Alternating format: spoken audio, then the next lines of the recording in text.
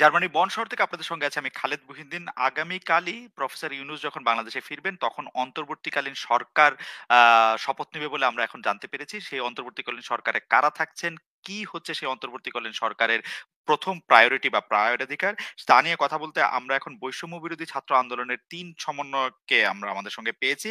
আমাদের সাথে রয়েছেন জনাব সার্জিস আলম, আমাদের সাথে রয়েছেন জনাব হাসনাত আব্দুল্লাহ এবং জনাব আবু বাকের মজুমদার। জনাব সার্জিস আলম, জনাব হাসনাত আব্দুল্লাহ এবং জনাব আবু বকর মজুমদার আপনাদের ৩ জনকে আমাদের অনুষ্ঠানে স্বাগত জানাই। অনেক ধন্যবাদ আপনারা আমাদের সাথে সাথে যুক্ত হয়েছেন। যুক্ত হয়েছে। ন্যা আ আ আবারও আমার আবারও আমার কথার কথার আচ্ছা আমি প্রশ্নটি করে রাখি।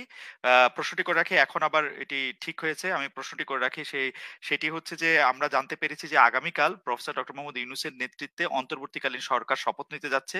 সেই অন্তর্বর্তীকালীন সরকারের মধ্যে আসলে কারা থাকছেন বা কি ধরনের ইয়ে দিয়ে সে সরকার পরিচালিত হবে সে ব্যাপারে আপনাদের প্রতিনিধিত্ব থাকছে কিনা এবং সেই সরকারের আ প্রায়োরিটি কি হবে সেটি আপনাদের কাছে একটু জানতে চাচ্ছি। আমি ১ম এই যেতে চাই জনাব আবু বকর মজুমদার আপনার কাছে। আ দ্যা জনাব আবু বকর মজুমদার আপনি যদি একটু এই ব্যাপারটি একটু আলোকপাত করেন তারপরে আমরা আলোচনা চালিয়ে যাব। আপনারা ধন্যবাদ আমাকে ডয়েচে ভেলে যুক্ত করার জন্য।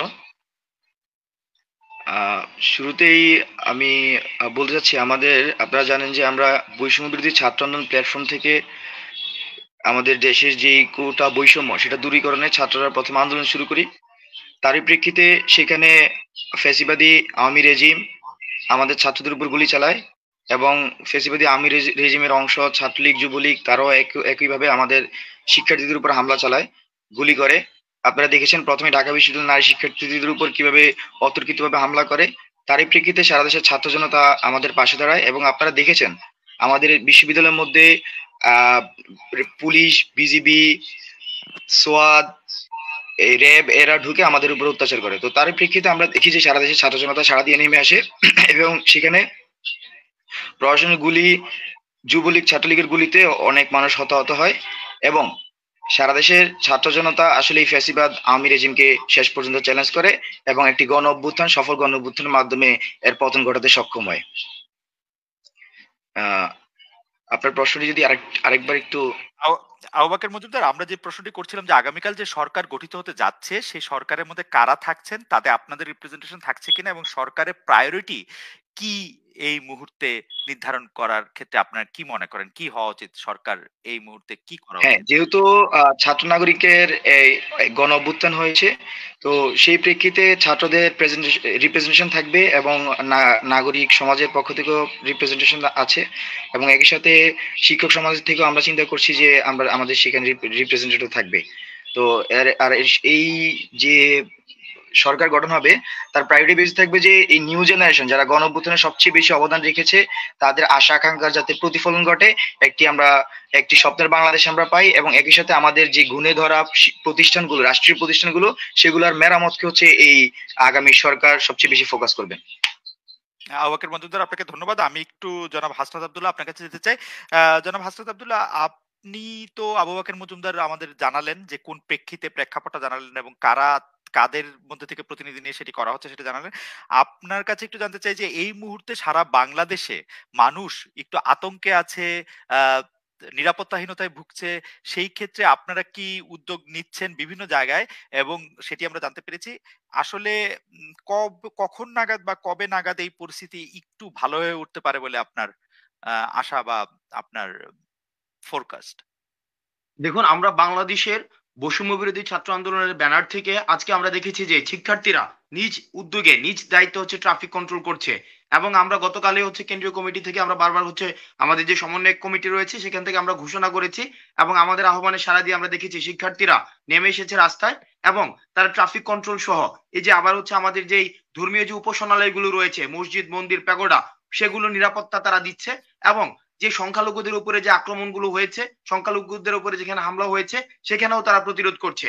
আমরা সেটি স্বীকার করছি যে একটা যে একটা মানে অ্যাবসেন্স অফ ল ক্রিয়েট হয়েছে। হঠাৎ করে পুলিশ হচ্ছে তাদের থানা ছেড়ে চলে গিয়েছে।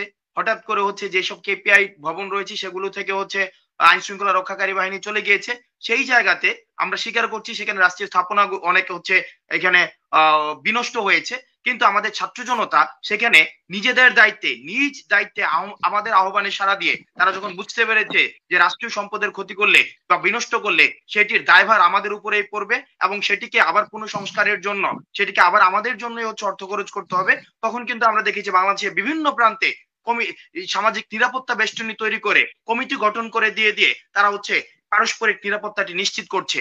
এবার যে প্রশ্নের দ্বিতীয় যে ধাপটি সেটি হচ্ছে আমরা খুব দ্রুততম সময়ের মধ্যে, যতটা দ্রুত, আপনারা ইতিমধ্যেই জেনেছেন যে ডক্টর মোহাম্মদ ইউনূস আগামীকাল দেশে আসছেন, আমরা খুব দ্রুততম সময়ের মধ্যে হচ্ছে পূর্ণাঙ্গ যে সরকার, যে অন্তর্বর্তীকালীন সরকার, সেটি হচ্ছে জনগণের সামনে হচ্ছে পাবলিশ করব, যাতে করে আইন শৃঙ্খলা রক্ষাকারী বাহিনী, আইন শৃঙ্খলা যে পরিস্থিতিটি রয়েছে সেই পরিস্থিতিটি স্বাভাবিক হয়ে যায়। আমাদের প্রথম দিন যে ধরনের আইন শৃঙ্খলা যেভাবে বিনষ্ট হয়েছে, আজকে সেটি একটু স্বাভাবিক হয়েছে।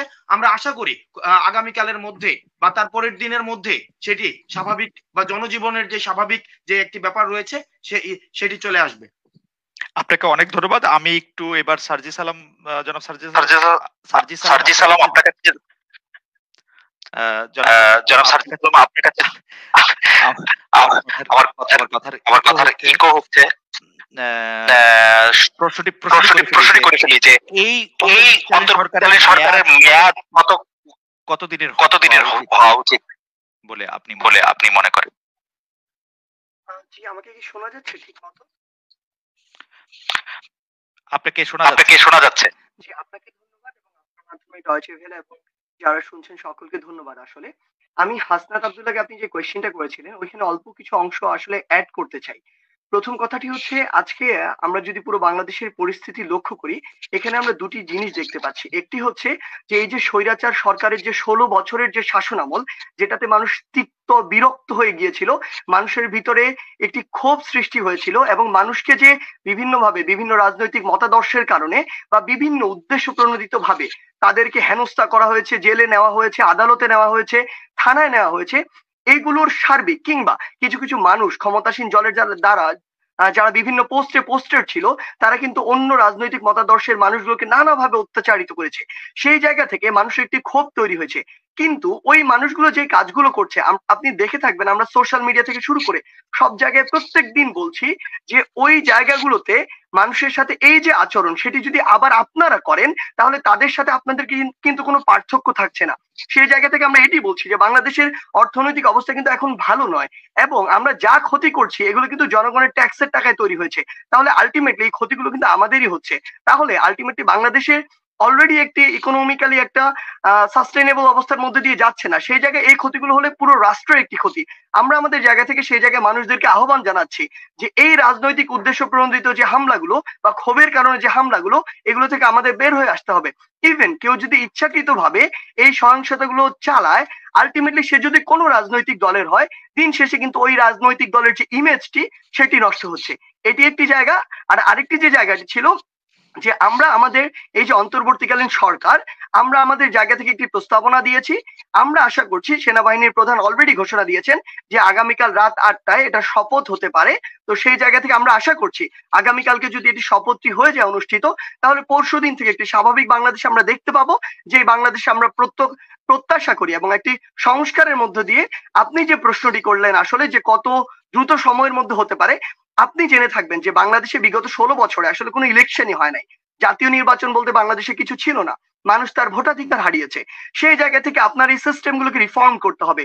বাংলাদেশের নির্বাচন কমিশনকে আপনার ওই আস্থাটি ফিরিয়ে আনতে হবে মানুষের, মানুষ যেন ভোট দিতে চায়।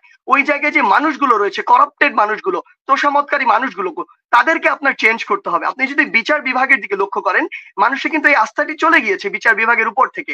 আপিল বিভাগে ওই বিচারকগুলোই বসে রয়েছেন যারা সরকারের তোষামত করতেন। এই জায়গাগুলোতে আমাদের রিফর্ম করতে হবে। আমার যে পুলিশ বাহিনী, এই পুলিশ বাহিনীর উপরে আমরা দেখছি কিছু বিভৎস ঘটনা ঘটেছে আসলে। কিন্তু সত্যি কথা বলতে আমি আমার জায়গা থেকে বিশ্বাস করি মানুষের ক্ষোভগুলো আসলে পুলিশের উপরে নয়, মানুষের ক্ষোভ হচ্ছে ওই পুলিশের ওই পোশাকটির উপরে, যেই পোশাকটিকে ব্যবহার করে এই স্বৈরাচার সরকার বিগত 16 বছর ধরে মানুষকে নানাভাবে নির্যাতন করেছে, হয়রানি করেছে, জেলে এনেছে, আদালতে পাঠিয়েছে। মানুষের একটি সামগ্রিক কালেকটিভ একটি ক্ষোভ তৈরি হয়েছে ওই পোশাকটির উপরে। আলটিমেটলি এই স্বৈরাচার সরকার ওই পোশাকটিকে ইউজ করে এই কাজটি করেছে দেখে পুলিশের উপর একটি ক্ষোভ তৈরি হয়েছে। তো সামগ্রিক এই যে সিস্টেম গুলো আমরা আশা করছি দ্রুততম সময়ের মধ্যে হতে পারে, এটি নির্দিষ্ট আমি সময় বলছি না, যত দ্রুততম সময়ের মধ্যে এগুলোর একটি সংস্কার হয়ে এই যে সরকার আমাদের, সেই সরকার যদি মনে করেন না এখন একটি জাতীয় নির্বাচন দেওয়ার উপযুক্ত সময় হয়েছে, আমরা বিশ্বাস করি তখনই অতি দ্রুত সময়ের মধ্যে এই নির্বাচনটি হবে। সার্জিস আপনাকে ধন্যবাদ।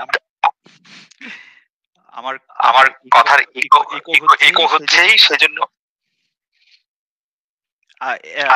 আমি একটু হ্যাঁ আচ্ছা, এটি একটু ঠিক করার জন্য এখন বোধহয় ঠিক হয়েছে। আবার এটি একটু ঠিক করার জন্য আমরা একটু কারিগরি সহায়তা নিচ্ছিলাম। এখন বোধহয় আর ইকো হচ্ছে না। এখন শোনা যাচ্ছে। যাই হোক, আমি প্রশ্নে চলে আসি। তো প্রশ্নটি হচ্ছে যে আপনারা বলছেন যে হ্যাঁ, আসলে যে সময়ের মধ্যে দিয়ে গিয়েছে সেখানের মধ্যে এটি অনেকগুলি ঘটনা সেগুলি আসলে ঘটছে। আপনারা চেষ্টা করছেন বৈষম্য বিরোধী ছাত্র আন্দোলন প্ল্যাটফর্ম থেকে যে যাতে এই ঘটনাগুলি পুনরাবৃত্তি না ঘটে এবং অতি দ্রুত এটি শেষ হয়ে যায়। এবং হাসনাত আব্দুল্লাহ, আবু বকর মজুমদার এবং সার্জিস আলম তিনজনই এটি বলছেন যে তাদের কাছে এটি আসলে কোনোভাবেই এটি কাম্য নয়। এবং অন্তর্বর্তীকালীন সরকার প্রসঙ্গে আসলে সার্জিস আলম একদম স্পষ্টই বললেন, আমাদের আর দুজন যে সমন্বয়ক আছেন আবু বকর মজুমদার ভাই এবং হাসনাত আব্দুল্লাহ, তারাও আসলে স্পষ্ট ভাষায় বলেছেন যে তারা এই গত ১৬ বছর যা হয়েছে এর পুনরাবৃত্তি আর তারা চান না। এবং তারা একটি নতুন দিনের সময় বা স্বপ্ন দেখেন। কিন্তু আপনাদের ৩ জনের কাছেই আমাদের প্রশ্ন, যে আমরা এটা শুনতে পেরেছিলাম যে আপনাদের মধ্যে থেকে প্রতিনিধি রাষ্ট্র পরিচালনা বা সরকার পরিচালনায় থাকে। এই বিষয়টি আচ্ছা, এই বিষয়টি যদি আবু বকর থেকে আমি শুরু যদি হয়। জি। হ্যাঁ, যেহেতু আপনার ছাত্রদের আন্দোলন থেকেই তরুণ প্রজন্মের যে আশা আকাঙ্ক্ষা, সেই আশা আকাঙ্ক্ষা দেখেছে যে তাদের আশা আকাঙ্ক্ষা পূরণের সবচেয়ে বড় চ্যালেঞ্জ ছিল এই ফ্যাসিবাদ। তো তরুণ প্রজন্মই সর্বপ্রথমে ফ্যাসিবাদকে চ্যালেঞ্জ করেছে। তো তরুণ প্রজন্মের আশা আকাঙ্ক্ষার প্রতিফলন ঘটানোর জন্য বাংলাদেশ রাষ্ট্রের মধ্যে আমরা মনে করেছি তরুণ প্রজন্মের রিপ্রেজেন্টেশন থাকা উচিত এবং নাগরিক সমাজও মনে করেছে আসলে আমাদের রিপ্রেজেন্টেশন থাকা উচিত। তো সেই প্রেক্ষিতে আমরা এই যে সামনে যে অন্তর্বর্তীকালীন সরকার গঠন করব, সেখানে আমাদের তরুণ প্রজন্মের রিপ্রেজেন্টেশন থাকবে। তাদের মূল কাজ থাকবে যে আমাদের যে তরুণ প্রজন্ম যারা এই ফ্যাসিবাদ হটানোর জন্য জীবন দিয়েছে, আমাদের এই ফ্যাসিবাদ হটানোর যুদ্ধে তারা ঝাঁপিয়ে পড়েছে সারা দেশে, পাড়া মহল্লায়, গ্রামে গ্রামে, তাদের আশা আকাঙ্ক্ষা পূরণ করাই এই আমাদের রিপ্রেজেন্টেশনের মূল কাজ হবে। এবং একই সাথে সেই আশা আকাঙ্ক্ষা যদি আমি আবার উল্লেখ করতে চাই, আমাদের রাষ্ট্রীয় যে প্রতিষ্ঠানগুলো সেগুলো সংস্কার করা, একটি অবাধ নিরপেক্ষ নির্বাচন কমিশন করা, একটি গণতান্ত্রিক পরিবেশ বাংলাদেশে সৃষ্টি করা যেখানে আর কোনো নতুন ফ্যাসিবাদ কায়েম হবে না, এবং শিক্ষা প্রতিষ্ঠানগুলোতে ছাত্রলীগ বা সরকার দলীয় ছাত্র সংগঠনের পূর্বে আমাদের যেই ইতিহাস, সেখানে আমরা দেখতে পাই তারা অরাজকতা চালায়, সাধারণ শিক্ষার্থীদের উপর নির্যাতন করে। সেই ধরনের কাঠামো যাতে একেবারে ভেঙে দেওয়া হয় এবং সেটা যাতে একটা সাস্টেনেবল প্রসেস হয়, সেটা নিয়ে মূলত কাজ থাকবে হচ্ছে যে আমাদের এই যারা তরুণ রিপ্রেজেন্টেশন তাদের, এবং জাতিকে একটি সুন্দর বাংলাদেশ, একটি স্বপ্নের বাংলাদেশ দেওয়ার প্রত্যাশা নিয়ে তারা কাজ করবে। জি, ধন্যবাদ। জনাব মজুমদার, আপনাকে ধন্যবাদ। আমি একটু জনাব হাসনাত আব্দুল্লাহ এবং তারপর জনাব সার্জিস আলমকে একই বিষয়ে একটু প্রশ্নটা যদি পুনরাবৃত্তি করতেন কাইন্ডলি। অনেক জায়গায় আমরা এটি শুনতে পেয়েছিলাম যে আপনাদের প্রতিনিধিত্ব রাষ্ট্র পরিচালনায় বা সরকার পরিচালনায় থাকবে।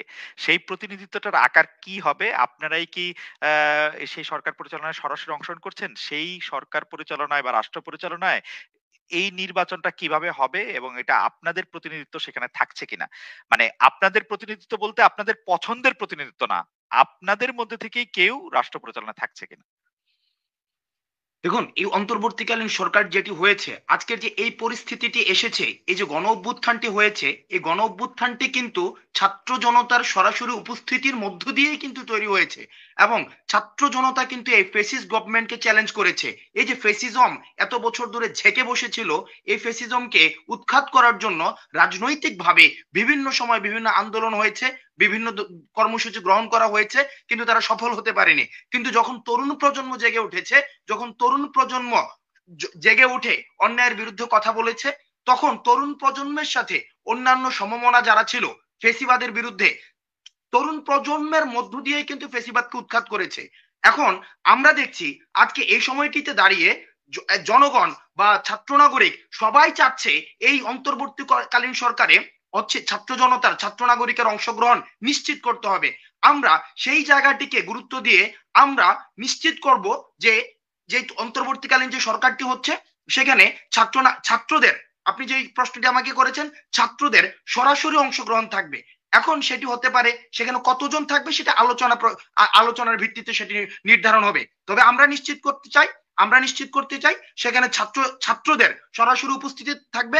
কারণ আমরা দেখেছি যে বছরের পরে বছর, আজকে স্বাধীনতার এত বছর, প্রথম স্বাধীনতার এত বছর পরে দাঁড়িয়েও আমরা দেখেছি যে রাষ্ট্রের যে প্রতিষ্ঠানগুলো রয়েছে, রাষ্ট্রের যে সাংবিধানিক ইনস্টিটিউশন গুলো রয়েছে, সেগুলোর প্রতি মানুষের ট্রাস্ট এখন আর নাই।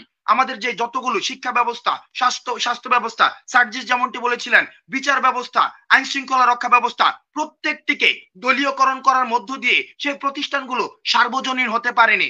আমরা দেখেছি সেগুলো হচ্ছে এক ধরনের সরকারি প্রেস রিলিজের মতো হয়েছে। অর্থাৎ সরকার বা ক্ষমতায় যারা ছিল তারা যেটি বলতে চায়, তারা তাদের স্পোক্স পার্সন হিসেবে সেই ইনস্টিটিউশনস গুলো তাদের দায়িত্ব পালন করেছে, তারা জনগণের স্পোক্স পার্সন হতে পারেনি।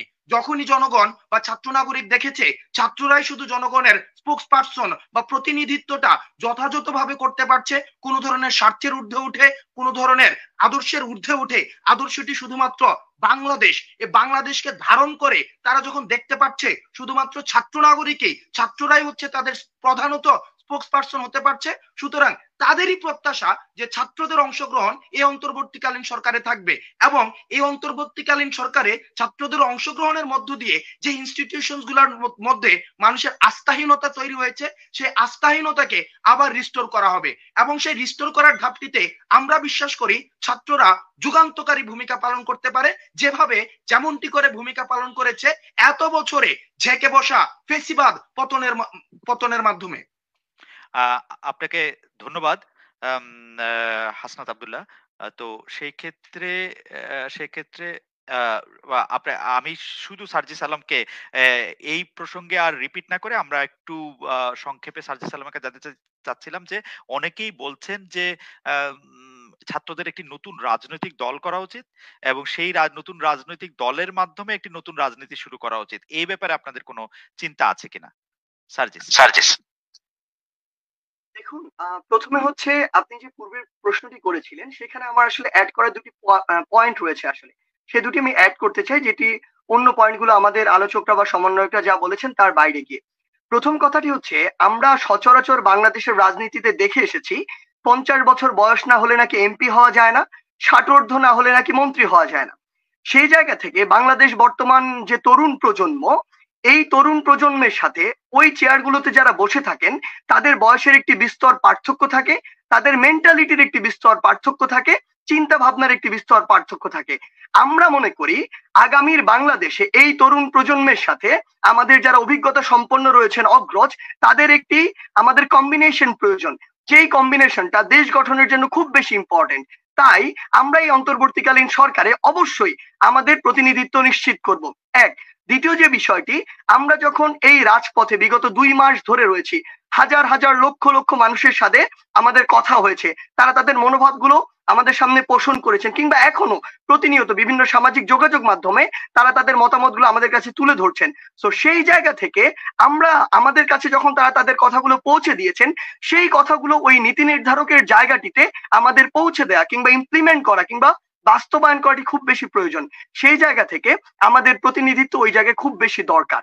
এটি ছিল আমার দুটি যুক্ত করার মতো পয়েন্ট। এবার যদি আপনার প্রশ্নটিতে আসি, আপনি যে প্রশ্নটি করলেন সেই প্রশ্নটির উত্তরে যদি বলি, আসলে এই মুহূর্তে আমরা যখন একটি সোশ্যাল মিডিয়ায় সচেতনতামূলক একটি পোস্ট করি, আমরা যখন সহিংসতা বন্ধের জন্য একটা ভিডিও দেই, আমরা যখন কোনো একটি লেখা লিখি, দেখি যে অসংখ্য মানুষ, আপনি কমেন্ট গুলোতে গেলেই দেখবেন লক্ষ লক্ষ মানুষের কথা হচ্ছে যে আমরা এই তরুণ প্রজন্মের হাত ধরে গণ অভ্যুত্থানের মাধ্যমে, স্বৈরাচারের সরকারের পতনের মাধ্যমে যে নতুন একটি স্বপ্ন দেখছি, নতুন একটি স্বাধীনতা পেয়েছি, আমরা চাই যে তরুণ প্রজন্মের হাত ধরে এটি এসেছে সেই তরুণ প্রজন্মই আগামীর বাংলাদেশের প্রতিনিধিত্ব করুক। আমরা আমাদের এই আন্দোলনের, কোটা সংস্কার আন্দোলন থেকে স্বৈরাচার পতনের যে আন্দোলনের যে রাস্তা, এই আন্দোলনের প্রত্যেক দিনের কর্মসূচি নির্ধারণ করেছিলাম জনগণের চাওয়ার ভিত্তিতে। জনগণ যদি চায় তাহলে জনগণের জন্য, এই বাংলাদেশের জন্য আমরা আগামীতে জনগণের মতের উপরে ভিত্তি করে যে কোনো ডিসিশন নিতে প্রস্তুত।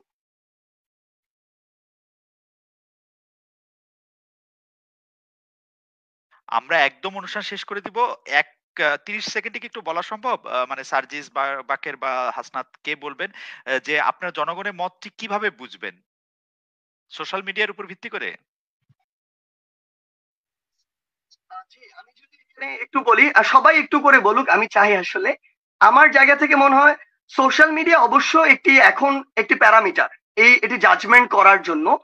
পাশাপাশি আমরা বিশ্বাস করি যে আমাদের পুরো বাংলাদেশে যে সমন্বয়করা রয়েছেন, অনেকে আহত হয়েছেন, অনেকের পরিবারে অনেকে শহীদ হয়েছেন, আমরা বিশ্বাস করি অন্তত তাদের খোঁজ নেওয়ার জন্য হলেও আমাদের বাংলাদেশের প্রতিটি প্রান্তরে আসলে ছুটে যাওয়া উচিত। সেই জায়গা থেকে আমরা যখনই বিভিন্ন জায়গায় অলরেডি গিয়েছি, তখনই তাদের এই কথাটি ছিল যে আমরা চাই যে আপনারা এই নেতৃত্বের জায়গাটিতে আসুন, কিংবা আগামীর বাংলাদেশের হাল ধরুন। কিংবা আমরা যখন এই ফ্যাসিবাদের যেদিন পতন হলো, সেদিন যখন রাস্তাগুলো দিয়ে হেঁটেছি, তখন দেখেছি মানুষের মতামত কি, আসলে মানুষ কি চায়। আমরা বিশ্বাস করি এভাবে জনমতের ভিত্তিতেই আমাদের পরবর্তী কার্যক্রমটি হবে।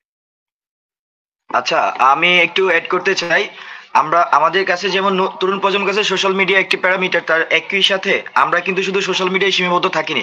আমাদের বৈষম্য বিরোধী ছাত্র আন্দোলনের অন্তত 500 কমিটি গিয়েছে সারা দেশে। তো এই যে কমিটি যারা রিপ্রেজেন্টেটিভ আছেন তাদের সাথে আমরা আলোচনা করব। আমরা যদি তাদের থেকে একদম রুট লেভেল থেকে কি ধরনের মতামত, তাদের প্রত্যাশা কি সারা দেশের জনগণের, তার উপর ভিত্তি করে যদি এরকম কোনো পরিস্থিতি তৈরি হয় যে আসলে বাংলাদেশের মানুষ চিন্তা করছে যে তরুণ প্রজন্মই আগামী বাংলাদেশের প্রতিনিধিত্ব করুক, এবং আমরা যেভাবে কোন ধরনের লোভ লালসার বাইরে গিয়ে আসলে একমাত্র শুধু বাংলাদেশের জাতীয় স্বার্থকে সামনে রেখে আমরা এই আন্দোলন চালিয়েছি, এবং সেই প্রত্যাশা যদি আমাদের দেশবাসীর আমাদের উপর থাকে এবং তারা যদি সেই ডিমান্ড তৈরি করে, তাহলে অবশ্যই আমরা দেশবাসীর জনগণের সেই প্রত্যাশা পূরণে আমাদের জায়গা থেকে সর্বোচ্চ সচেষ্ট থাকবো। ধন্যবাদ। বাকের আপনাকে ধন্যবাদ। হাসনাত, খুব সংক্ষেপে।